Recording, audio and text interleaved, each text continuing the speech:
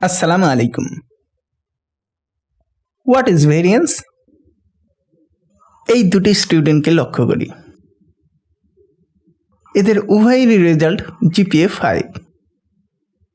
তাহলে কি তারা সমান মেধার অধিকারী? না। ভেরিয়েন্স বা বিচ্যুতি এই ভিন্নতাকেই পরিমাপ করে। ভেরিয়েন্স হলো একটি স্ট্যাটিস্টিক্যাল মেজারমেন্ট যা ডেটার মানগুলো গড় থেকে কতটা ভিন্ন তা পরিমাপ করে। এটা বর্ণনা করে ডেটা সেটের মানগুলো গড়ের চারপাশে কতটা বিস্তৃত। কেন আমাদের ভেরিয়েন্স বা ভেদাঙ্ক জানা দরকার?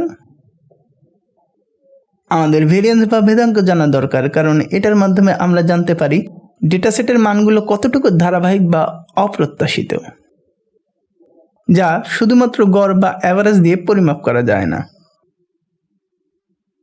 ভেরিয়েন্স রিস্ক, রিলায়েবিলিটি এবং ভেরিয়েবিলিটিকে পরিমাপ করে।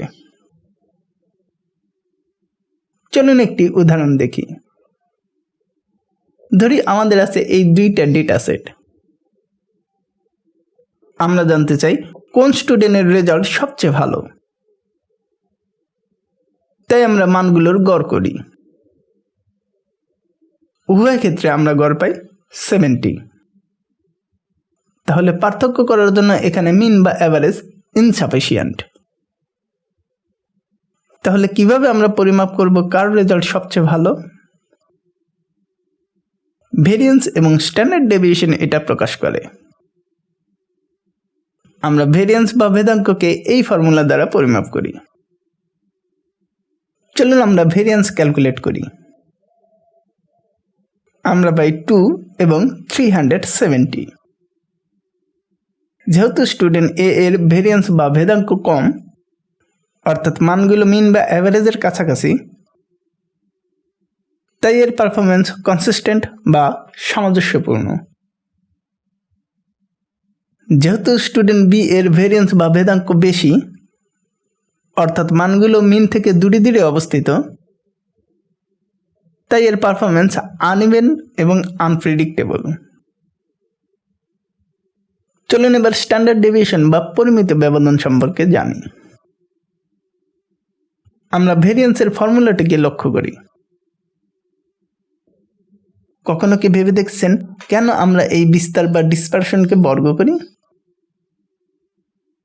যদি আমরা মিন থেকে ডিসপারশন ক্যালকুলেট করি তাহলে আমরা যোগফল পাই 0। এ কারণেই আমরা ডিসপারশন বা বিস্তারকে বর্গ করি, যার ফলে আমরা ক্যালকুলেট করার জন্য নন জিরো ভ্যালু পাই।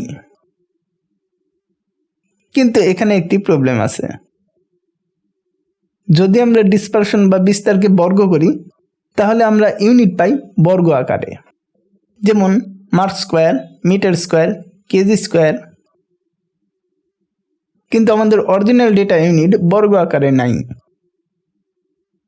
তাহলে কিভাবে আমরা এই প্রবলেম দূর করব? এই প্রবলেম দূর করার জন্য আমরা ভেরিয়েন্স বা ভেদাঙ্ককে বর্গ করি। দেন আমরা ডেটা সেটের সেম ইউনিট পাই, যেমন মার্ক, কেজি, মিটার। এই প্রসেসটাই হলো স্ট্যান্ডার্ড ডেভিয়েশন। স্ট্যান্ডার্ড ডেভিয়েশন হলো ভেরিয়েন্সের বর্গ, যা বর্ণনা করে ডেটা সেটের মানগুলো মিন বা অ্যাভারেজ থেকে কতটা ভিন্ন। ভিডিওটি দেখার জন্য ধন্যবাদ।